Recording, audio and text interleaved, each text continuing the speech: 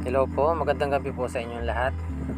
Sa video po na ito, tuturo ko po sa inyo yung panibagong pamamaraan ng pagbabayad ng ating internet bills sa EasyTech.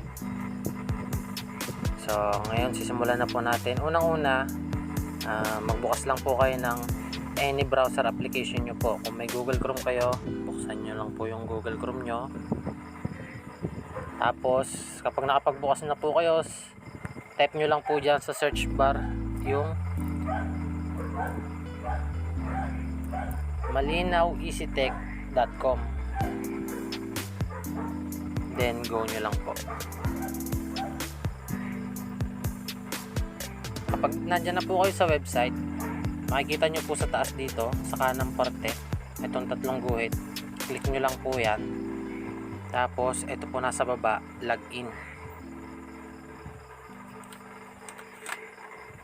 Yan. Type nyo lang po dyan yung email nyo, tapos yung password, then sign in po.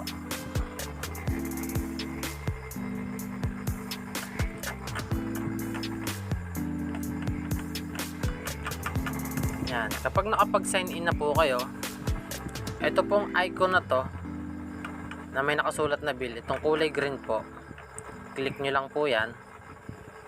Tapos makikita nyo po dito sa baba yung inyong unpaid bills. Click nyo lang po itong unpaid.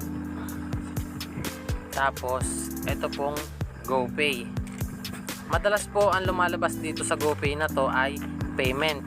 So maalin man po kung anong lumabas sa inyo, kung GoPay or payment, yun po yung i-click nyo. Ito po nasa taas na to.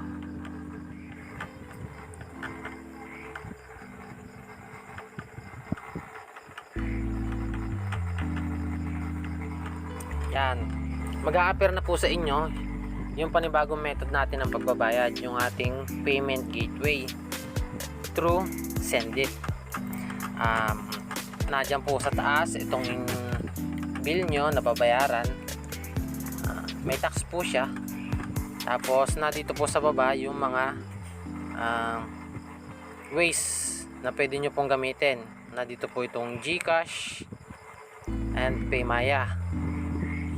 So karamihan naman po sa atin is GCash yung ginagamit. So itong GCash lang po yung ituturo ko sa inyo. Ayan, click nyo po itong GCash.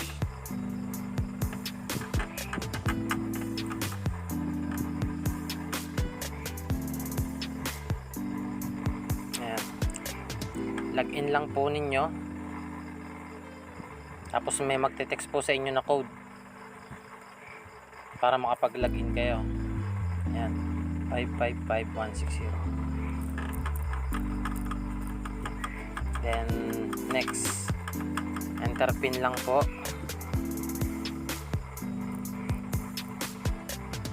And next.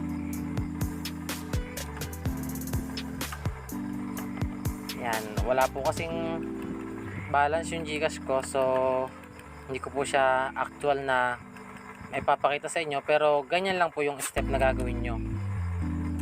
Hindi na po kayo kailangan pang mag-upload and magrekta sa GCash using Expressend. Ito na po yung gagamitin nyo, yung payment gateway, kasi automatic na po siya na i-confirm ng system. Ngayon, balik po tayo. Yan. Kapag ka na dito na po kayo, na-back nyo na, ito halimbawa lang po ito, itong paid na to. Ayan, halimbawa na paid nyo na po siya, lalabas po dyan sa history nyo na paid na. Magko-confirmation po siya, magsasend po siya ng text at email sa inyo. Ngayon, click nyo po itong paid nyo sa history. Then, dito nyo po makikita yung billing statement nyo sa invoice. Click nyo lang po itong invoice. Then, ayan na po. Yan na po yung katunayan na already paid na po kayo sa inyong internet bills. Pwede nyo po siyang i-print and pwede nyo rin siyang i-download. Yun lang po, and maraming salamat po.